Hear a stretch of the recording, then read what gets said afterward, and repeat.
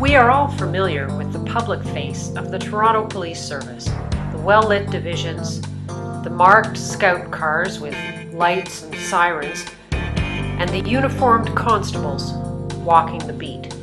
Many people don't know much about what is actually the heart of most criminal investigations: undercover work. It is mysterious and dangerous. Undercover work always starts in the darkest corners of our city, the lonely alleyways and notorious streets at night, where pimps, prostitutes, and street-level drug dealers ply their trades. Much riskier is the situation where the UC officer typically spends weeks or even months under deep cover, earning the trust of violent, organized criminals. Every meeting means danger. Undercover officers risk their lives. This is what happened to one.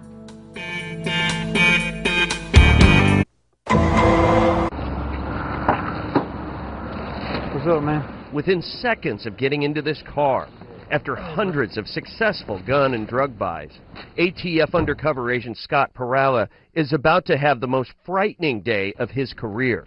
He's supposed to have two AK-47s and amount of prescription pills he's going to sell me. We've met here before. Are you surprised you made it out of the car alive? Absolutely. The bad guys throw Perala a bag of oxycodone pills. 4, 5, 6, 7, 8. He begins counting.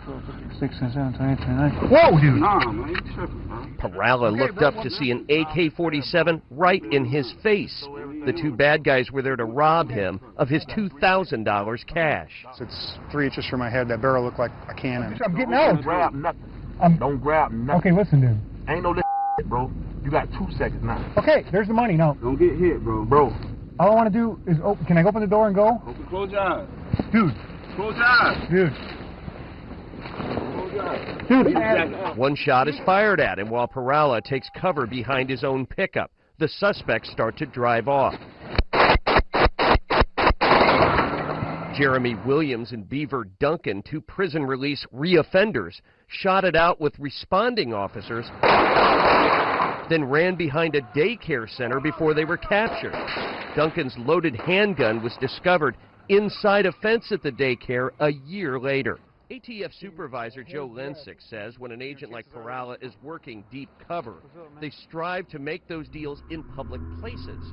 The day Perala had his near-death encounter, there were more than 10 law enforcement officers nearby, watching and hearing everything. Defense attorney.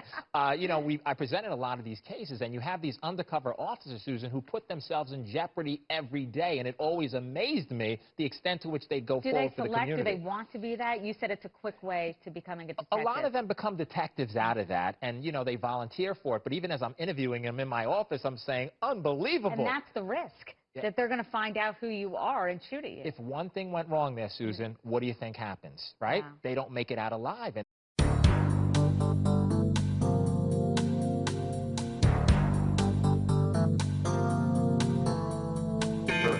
approximately 1 year after I joined the force, I was asked to pose as a young prostitute. I was 25 years old, just out of university.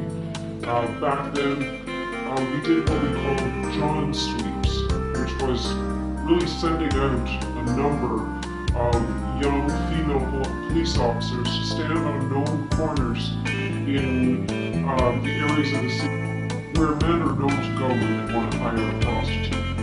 We would dress up in mini skirts and high heels and stand on corners and wait until men approached us. And when they did, it was usually in a car. They would drive up in a car, roll the window down, and at that point, we'd go over to the car, lean in the window, and say, "Are you looking for a date?"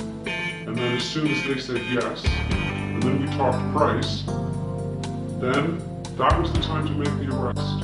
Then the handcuffs would come out, and they would get charged with an offense. Was when I was on the drug squad, that was much more dangerous work because then we were essentially posing as drug users, and very difficult. You couldn't give away your true identity because those people would kill you before thinking about it. There would be no record of you ever having been there. So really going into the drug dens of organized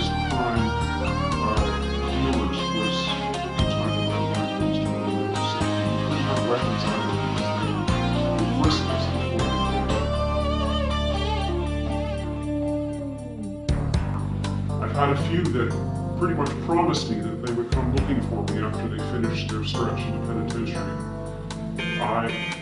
You get close with these people, and they trust you. And then, at the end of the day, when you make the arrest, it's the biggest betrayal that they've ever had in their lives. And they really want to make someone pay. And that's why I can't go back into uniform. The next time you see a police station, think about the officers you don't see.